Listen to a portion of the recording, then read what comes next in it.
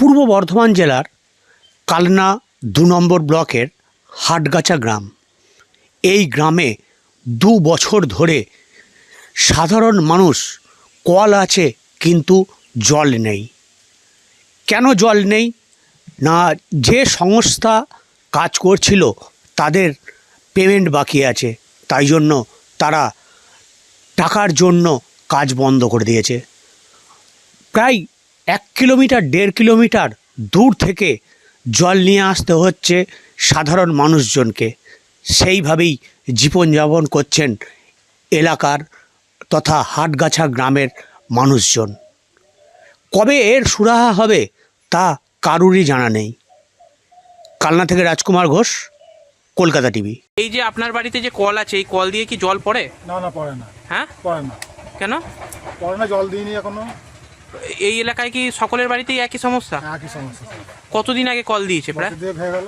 হ্যাঁ, বছর দিয়ে। কিন্তু জল পড়েনি? না। কোথাও জানিয়েছিলেন বিষয়টা নিয়ে? তো জানার পরে সবাই না করলে, সবাই বলছে না চললে কি করে হবে, ব্রিজ হচ্ছে। আচ্ছা, হচ্ছে গিয়ে তাহলে এখন জল কোথা থেকে নিয়ে আসে? জলও যে টানা আছে অনেকটা দূর থেকে।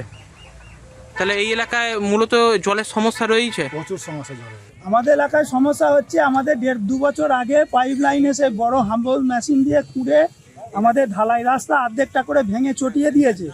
বর্ষাকালে আমরা ওখান দিয়ে যেতে আসতে পর্যন্ত পারছি না। অথচ কিছু কিছু বাড়িতে কল বসিয়েছে, এখনো পুরো লাইনটাও কভার করেনি। হ্যাঁ, কিছু বাড়ি পুরো ফাঁকাই পড়ে আছে। মানে জল পাচ্ছেন আপনারা? জলও পাইনি, কিচ্ছু পাইনি। না, বলছি কি কিছু কিছু বাড়িতে তো কলও বসিয়ে দিয়ে কল গেছে। বসিয়েছে কিন্তু জলই যায়নি। কতদিন ধরে এই সমস্যা? ওই সেই প্রথম থেকেই যা। তাও কত বছর? তা বছর ২-১ হয়ে গেল। হ্যাঁ, ২ বছর হতে চললো। এই কত মানুষ এই সমস্যার মধ্যে পড়েছে? ওইখানটা এলাকাটা সমস্ত সব মানুষই আছে, ধরুন ওখানে কম করে হ্যাঁ কত? ১৪-১৫০০ লোক। আচ্ছা, কি গ্রাম এটা? এটা হাটগাছা। শুধু হাটগাছাতেই এই সমস্যা না আর? হাটগাছাতেই সমস্যা। হ্যাঁ, ওদিকে ঝেরো জমির তলায় একটা হয়েছিল, কিছুদিন চলার পর ও লাইনটা পর্যন্ত বন্ধ হয়ে গেছে। তাহলে এখন আপনারা জল কোথা থেকে নিয়ে আসেন? এখন জল আমাদের ঘরে রাস্তা টিউবওয়েল থেকে নিতে হচ্ছে।